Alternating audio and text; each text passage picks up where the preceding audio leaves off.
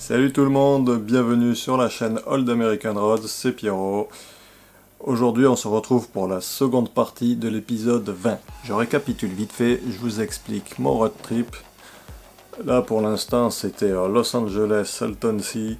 On monte, après on va à l'est direction Phoenix, on monte un peu sur la 66, on va à Albuquerque, on monte au nord-ouest jusqu'à Farmington. Après on redescend par Monument Valley, Grand Canyon.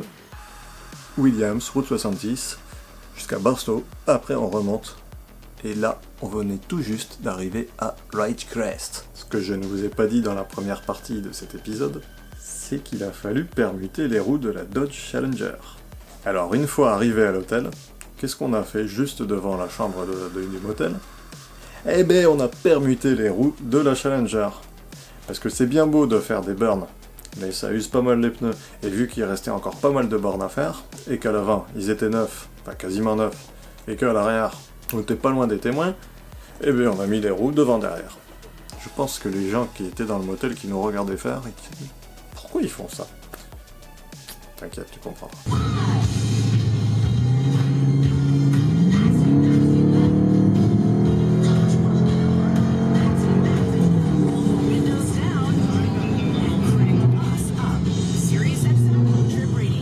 Donc on part de Ridgecrest vers le nord, la grosse journée encore. Donc on prend la 395 jusqu'à Personville. Personville, épisode numéro 17. Cette casse qui est maintenant fermée avec des centaines de voitures anciennes abandonnées.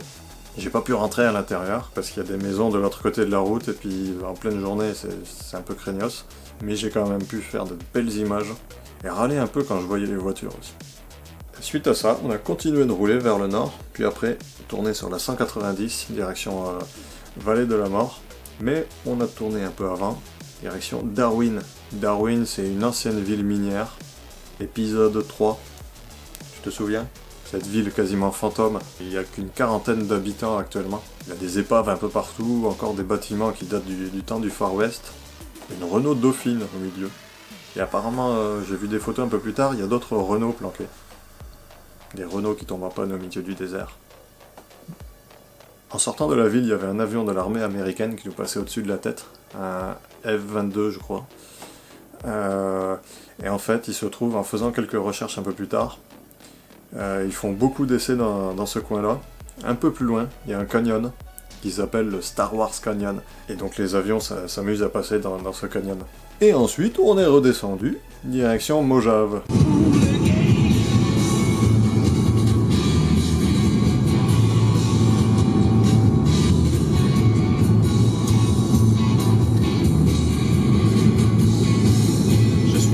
Kane. Et je me balade en voiture. Avant d'arriver à Mojave, j'ai une petite anecdote. Le réservoir de la Challenger était pas plein, loin de là. Et moi je suis le genre de mec qui ne s'inquiète pas quand l'aiguille arrive tout en bas. Je m'étais dit, bah, c'est bon, il y a assez, je ferai le plein à Mojave. Mais arrivé à peu près 20 bornes avant, 20 miles avant Mojave, je vois le truc qui commence à clignoter comme quoi il restait que 30 miles. Bon, c'est bon, 30 miles ça fait 10 miles de large, allez. Le pote à côté est pas le même genre que moi, il panique un peu plus quand ça arrive en bas. Et là, pam, un voyant qui s'allume, ça affiche plus le nombre de kilomètres qui reste, ça dit juste réservoir carburant très faible. Là, tu sais pas combien il reste. Bon. Bah attends, il reste combien à faire là? Il reste à peu près 10 miles, un peu plus, galère. Le pote il commence à paniquer un peu. Et je lui dis bah attends, je cherche dans le GPS la station la plus proche à California City. Je passe par des routes au milieu du désert, il nous emmène d'un côté et de l'autre. Je lui dis bah je vais rouler doucement du coup. Je roule peinard, je coupe la climatisation. Autant vous dire qu'au milieu du désert sans clim, c'est pas génial. Voilà, on a roulé comme ça pendant un petit moment, en se disant est-ce qu'on va tomber en panne? Est-ce qu'on va pas tomber en panne? Surprise. Et d'un seul coup, j'arrive à California City, et je tombe sur une avenue remplie de stations essence. Il y en avait 4 ou 5 d'affilée. Truc de dingue. Voilà. C'était la petite anecdote du jour. Mojave, il y avait un petit lieu qui me manquait à filmer pour faire ma vidéo sur Sandy Shores de l'épisode 4.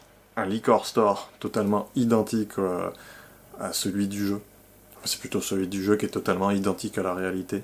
Presque totalement identique. Ils ont changé un peu l'enseigne et des affiches. Mais après... Et surtout, Mojave, pour descendre un peu plus bas, chez Gene Winfield, qui est un pape du custom. Franchement, c'est un gars, là il va avoir 94 ans je crois. Il fait encore des top shops sur les bagnoles, c'est un mec extraordinaire. Je vous souhaite de le rencontrer au moins une fois dans votre vie. Dépêchez-vous parce que je pense qu'il est plus près de la fin que du début. Même si c'est sûrement Dieu et qu'il est peut-être immortel. Voilà, c'est un mec incroyable. Je l'avais rencontré en 2011 après avoir acheté ma Chevelle à Pomona. Je l'avais vu chez Walden Speed Shop pour les portes ouvertes, la veille du LA Roaster Show. C'est un mec extraordinaire. Franchement, je vous souhaite de le rencontrer. Puis son speed shop au milieu du désert, c'est dommage, il était pas là ce jour-là. C'est incroyable, ces voitures de cinéma qu'il a construites. Et encore, elles y étaient pas toutes parce que la plupart, elles sont dans des musées. Il y avait la bagnole de flic de Retour vers le futur qu'il avait construit pour 2015. Ah, c'était incroyable. Et le junkyard derrière, son junkyard personnel, toutes ces bagnoles qu'il y a, c'est même des customs et tout, et puis des voitures super rares qui sont là, mais il s'en servira sûrement jamais. C'est un truc de dingue.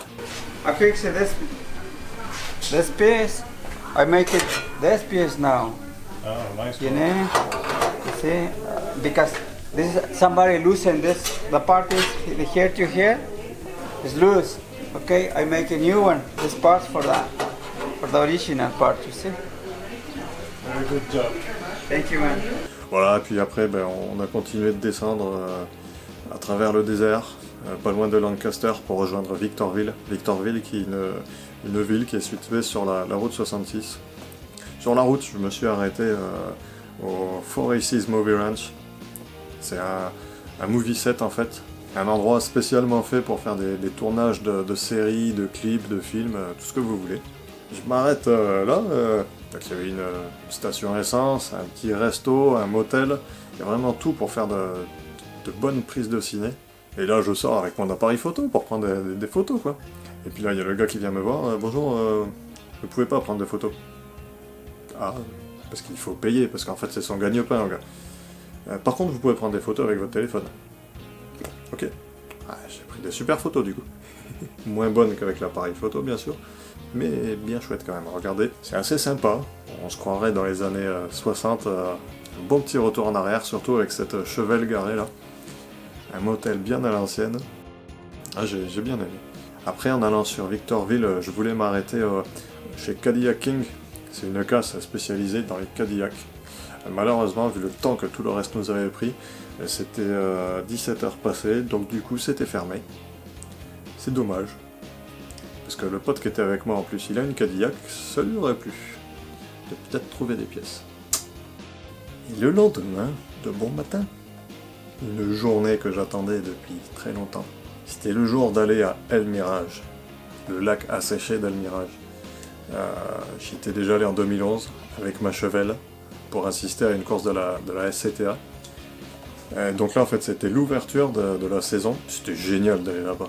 Tu vas sur le lac, tu t'acquittes des 15$ d'entrée, et puis tu peux tracer sur le lac. Bon après tu as des limitations de vitesse quand même, tu fais ce que tu veux, mais pas partout.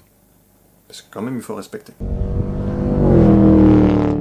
Voilà, et puis là, des bagnoles de malades. Des voitures qui montent à 500 km/h. Un truc de dingue, des hot rods. Donc sur des bases qui datent des années 30, le mec, il allait à plus de 300 km/h.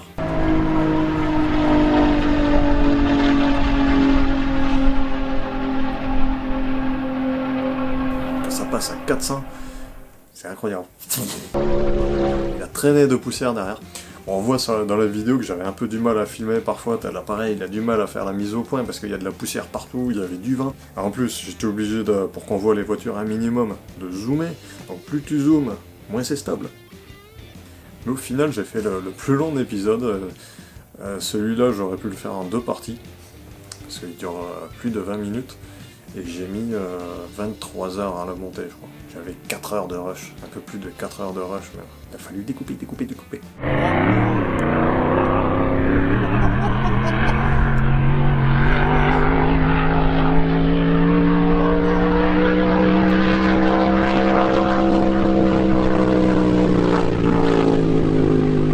Petite anecdote sympa là, pour encore une fois parler de la sympathie des Américains.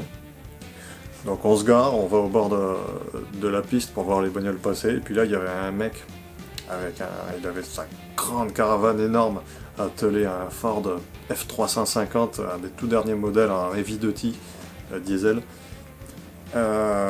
Super sympa, là, commencé à discuter avec, il était quoi, 9h30 9h30 du mat, vous voulez une bière? Ouais, on s'est fait une petite bud à 9h30 du matin, et son chien Brody, il m'a collé, ça y est, j'étais son pote. He's such a good boy. Et je vous présente mon nouveau copain, il s'appelle Brody. Hey Brody! C'était sympa, après on a bougé à un autre endroit, il y a un autre chien qui est venu me voir, j'attire les chiens. Ah, c'était super chouette, le paddock et tout.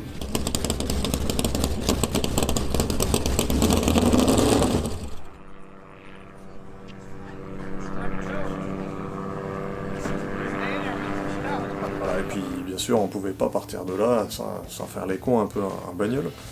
Alors ce qui est marrant, c'est que c'est tellement sec en fait, cette terre séchée, quand tu fais des donuts, mais t'as les pneus qui crissent. D'ailleurs on entend sur la vidéo, ça couine comme si c'était du goudron en fait.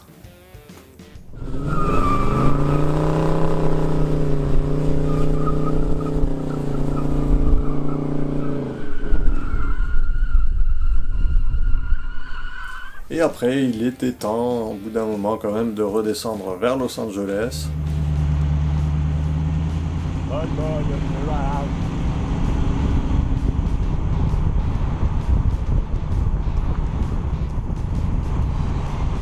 Mais plutôt que rattraper la route 395 et descendre vers Los Angeles, vers San Bernardino où j'avais réservé un hôtel, je préférais passer par la montagne, rattraper les jolies routes qui sont en haut, par Twin Peaks.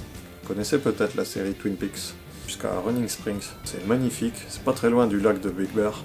C'était une route incroyable, et par contre, c'était dommage parce que ce jour-là, il y avait une grosse brume sur Los Angeles, donc en fait on était au-dessus des nuages. Du coup, le point de vue sur la vallée de Los Angeles, ben, je voyais rien du tout. C'est dommage. Mais bon, je me suis régalé.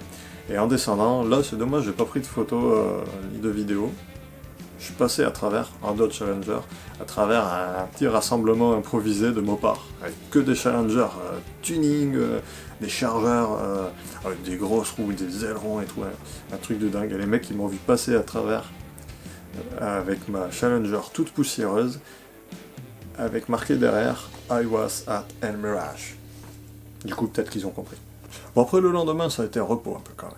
Mais le surlendemain, on a pris la route 66, enfin, c'était Foothill Boulevard.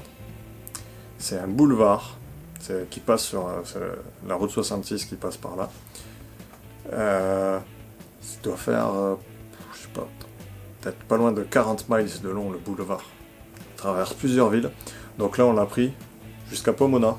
Pomona, une ville que je connaissais déjà, que tous les passionnés de bagnole doivent connaître quand ils sont allés en Californie, parce qu'il y a le Pomona Swap Meet, qui est un truc à faire au moins une fois dans sa vie.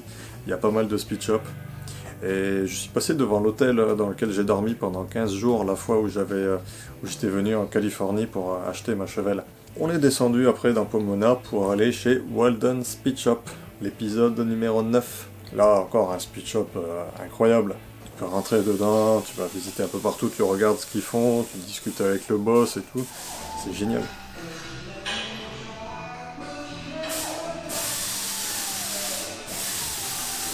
Et puis, ben, à la suite de ça, en sortant, je demande à un des gars qui bosse là-bas, il y a un endroit dans le coin, est-ce que je peux, au bout de la rue, là, est-ce que tu penses que je peux aller faire un burn quelque part, histoire de faire une jolie vidéo de burn? Et là, il me dit, mais t'emmerdes pas, fais-le ici. J'étais devant le speed shop, juste devant. T'emmerdes pas, fais-le ici. Il y a le boss, il fait des burns tous les jours. Bon, allez, on y va. Hop, je te fais un espèce de gros burn bien appuyé.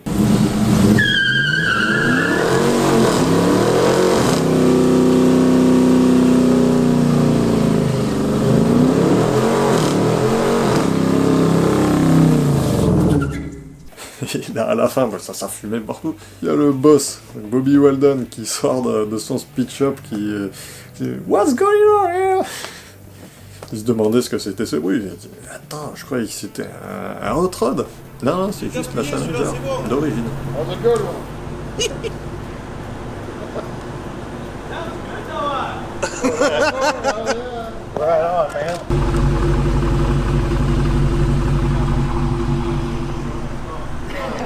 Yeah, it does. It sounds good. Good one. Voilà, bref, c'était un petit moyen de laisser sa trace, de faire une jolie trace. Avant de reprendre la route un peu plus bas, je passais voir un pote qui a pas mal de pièces de A-Body, donc Chevelle, Skylark, tout ce qui est 68-72, il a ce qu'il faut. Il a plein d'épaves dans son jardin. Et de là, on passe chez un pote à lui aussi qui fabriquait de hot rods dans son garage. Je vous donne un petit aperçu en photo, j'ai pas filmé mais j'ai pris pas mal de photos. Voilà, donc vous voyez le hot rod dans le garage et puis derrière il y avait un canapé au milieu du jardin. On s'est posé peinard sur le canapé entre les épaves et les hot rods en cours de construction. C'était assez incroyable. Et après, il était temps de tracer vers Gardena pour aller voir les copains de chez SoCal Franchise pour faire l'épisode numéro 2.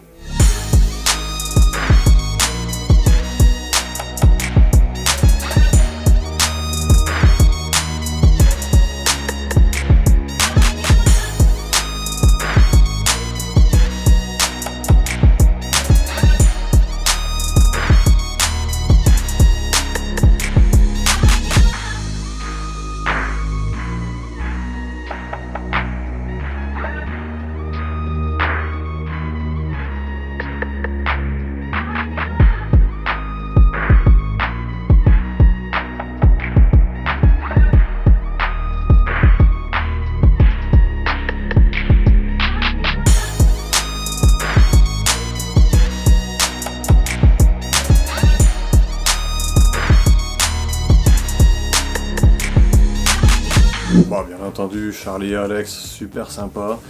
Charlie, lui pareil, je l'ai lancé, il m'a fait toute la vidéo. Super cool les gars. Les gars qui bossent pour eux aussi super sympa. Franchement c'est super chouette et on voit qu'ils font du très bon boulot. C'est pas pour rien qu'ils sont un peu plus chers que les autres, c'est parce qu'ils ont tout en stock là-bas, ils font tout à la demande. Et la qualité est là, quoi. Voilà, alors n'hésitez pas à vous abonner et laisser un petit pouce, ça fera plaisir. Oh non, ça va pas du tout ça. Gros pouce, merde. Vas-y, du gros. Faut voir grand, un gros pouce. Un gros pouce, Alors, plein double de pouces, pouce. plein de Faut pouces. demander à mamie qu'elle s'abonne aussi. Parce Allez. que maintenant, mamie est sur les réseaux sociaux. Ah oui. Alors on fait un coucou à toutes les mamies de France.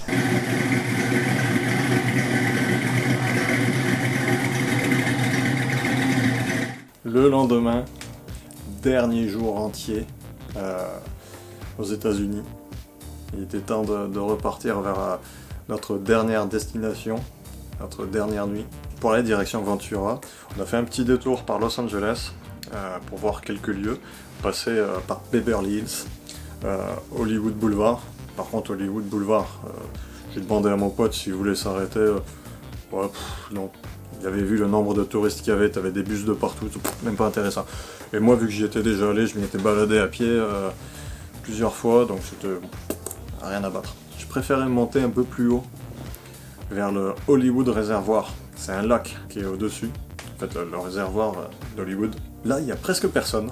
Il y a une superbe vue sur le panneau Hollywood. Et c'est génial, t'as l'impression d'être sorti de la ville. Allez faire un tour au Hollywood Reservoir. Vous verrez, vous serez pas déçus. Et suite à ça, pour partir dans l'ouest, vous pouvez prendre par la 101, la grosse autoroute qui passe. Ça m'intéressait pas. Je préférais passer par la Mulholland Drive, une route qui est mythique aussi.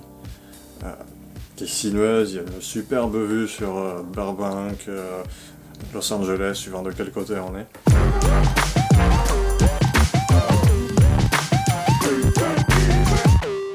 C'est vraiment une très très belle route. Et après, ben, nous voilà arrivés à Ventura pour la dernière nuit, dans un superbe hôtel qui date de 1909. Il se trouve que j'avais eu la nuit offerte grâce aux points que j'avais cumulés. C'est un hôtel avec la vue sur l'océan. Le seul truc, c'est qu'entre temps, depuis 1909, ils ont construit la route 101, la highway en dessous. Donc ils te fournissent les boules qui est et un petit mot d'excuse. Mais franchement, c'était chouette. Et ce soir-là, je me suis dit, merde, faudrait peut-être que je fasse le tout premier épisode d'American Trip pour présenter la série, pour présenter la voiture qu'on va prendre. Donc je suis allé tourner cette petite vidéo avec mon pote qui a tenu la caméra. J'étais HS complet, crevé de toute notre journée, plus les journées précédentes.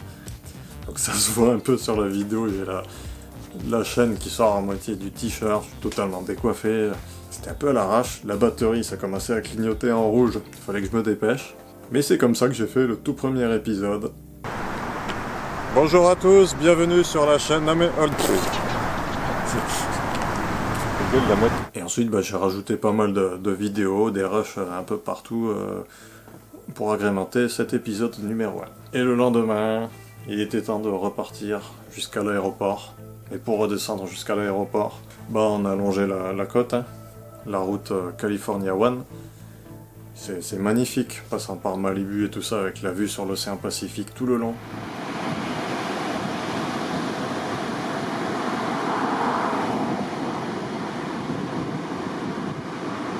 C'est splendide. Un petit arrêt vers Santa Monica, Venice Beach aussi, qui est joli. Et voilà.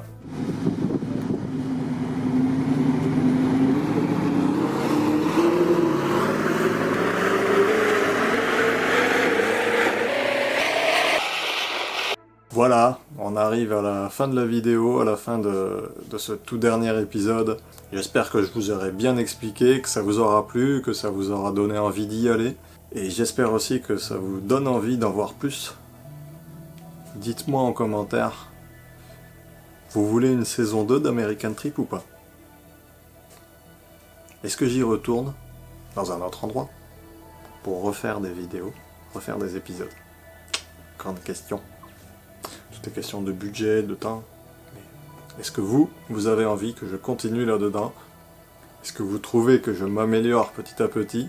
C'est compliqué de faire connaître la chaîne, donc n'hésitez pas à en parler à vos potes. Comme d'hab, commentez, partagez, abonnez, gna gna gna gna. On se retrouve bientôt pour de nouvelles vidéos. Ça sera pas American Trip, pas dans l'immédiat du moins. Mais je vais vous dégoter d'autres trucs sympas. À bientôt tout le monde. On se quitte sur quelques images sympathiques. Et à bientôt. Une chose est sûre, I'll be back.